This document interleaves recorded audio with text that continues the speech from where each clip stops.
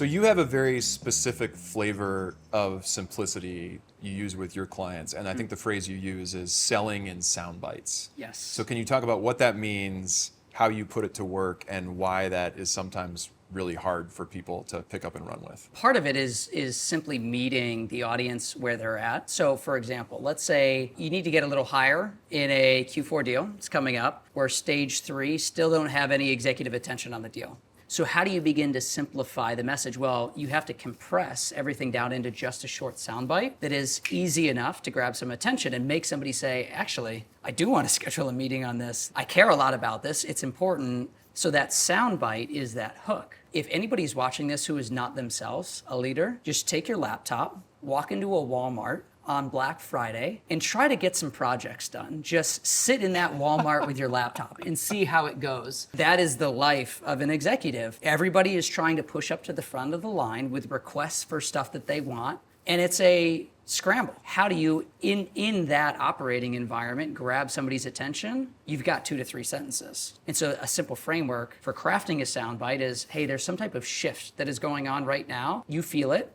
You are crafting a strategy around it. This has changed. Here's the response that it requires. So that's 1 sentence. And hopefully some type of non-obvious or kind of interesting of like, I wouldn't have said that. Tell me more about that. So that we can move toward a positive outcome and avoid a negative outcome. There's an example of a very simple soundbite, and if you craft this in a way that is specific to that account, that executive, you grab their attention, you can pull them out of the day-to-day operating chaos, then you've got a shot at landing 30 minutes and to keep that Q4 deal on track. Like, it honestly sounds like something out of Ogilvy on advertising. Like, Yes. Talk about the parallels between the world of advertising and like being a student of human attention and how that falls into this. You're right, there are a lot of strong parallels because the first and the number 1 competitor in the mid funnel is just a deal stalling out and things go dark, not because somebody else came in and stole the deal, but it's like inertia just kind of set in. And so you're constantly fighting for mind share. And what you should be able to do inside of 2 to 3 sentences, but if you could do this in a word, even better, is pull back and help somebody think and even shape their thinking back aligned with what you can do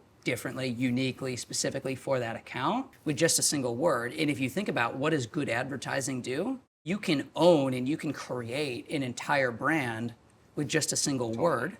Take your company, what do you want to be known for in the market at a marketing or a persona level? Now pick that account that you're working on. What already has mind share? What are the things that an executive is already sold on and actively investing in? Now, how do you build a really strong message that ties those together?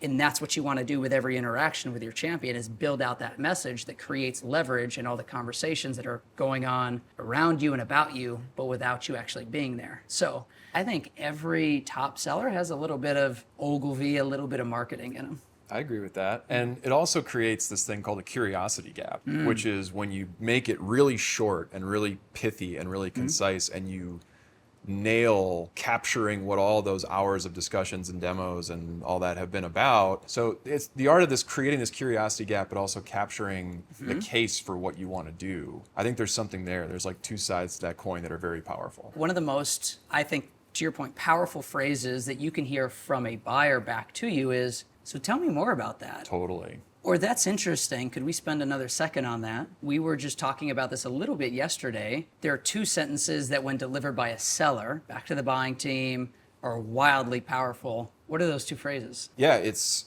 I get it, and I think we can help. And you can't say that unless you've gotten curious. Like, imagine walking to a doctor's office, they open the door and they look at you and they say, well, looks like you need brain surgery, just based on what I can see from the outside. That would be crazy. There's a quote that backs that up. Prescription without diagnosis is malpractice. Like, everybody accepts that in the medical world, but in the sales world, in the business world, it happens all the time. People show up to the demo, to the discovery call, and they immediately get into how they can help. And they haven't proven that they get it yet. So you have to be pretty certain the person prescribing something to you understands, like they get it. And do they believe both of those phrases? Do they believe that you get it? And do they believe that you can help? You can't say I get it yet, unless you know what's going on, what's the problem in that, what have you tried to solve it, who else does that impact, where is this on the list of other stuff that you're working on. Like, there's a lot of questions that you need to ask and a lot of tell me more about that need to happen before you can say, cool, thank you, I get it, and I think we can help. So you get out of this like, oh, I need to close this person, I need to pressure this person, I need to battle the objections, I need to you get out of this gladiatorial framing of the sales process and you get into this, all I got to find is the evidence that we can help. Well, to build on that, like one of the guiding ideas or frameworks in the highest order is the shift from to with. You're not selling to a customer any longer, you're selling with them. And what needs to happen is that curiosity, to your point, that the seller brings starts to transfer. And then you do have a buyer who becomes more curious, a prospect who becomes a buyer, and they're like, that's actually a good point. I don't actually know the answer to that, but I want to figure it out. Can you guide me? Can we do this together? Well, that's the thing that's missing today, along with curiosity. It's having a point of view. It's having a stance and being able to say, okay, I get it. I think we can help. I also acknowledge there are other options out there for you, options you'd probably be a little crazy not to at least look at. I am going to be your slightly biased jungle guide and lead you through the jungle of this complicated category and help you understand what's so great about us, because I'm working here for a reason. I think our solution is great, but I also want to give you clarity on what your other options are, the shortcomings of those options, and help you make the best decision. You go hunt down some data for a problem statement. You begin to look at, bounce that up against, well, how does this compare to the board deck that we just showed? Yep. Well, let's bring some of that language in. Let's design the solution together. Now you've got somebody saying, I know Paul can help because I was a part of building that solution. And then they want to go tell their team, hey, I know Paul can help us because I did this work together. I was a part of it. And that is such a different posture, to your point, in the sales process. There's going to be a pump the brakes moment, especially in larger, more complex deals, where the champion gets distracted, where the board wants something else, where priorities shift, where the scope changes.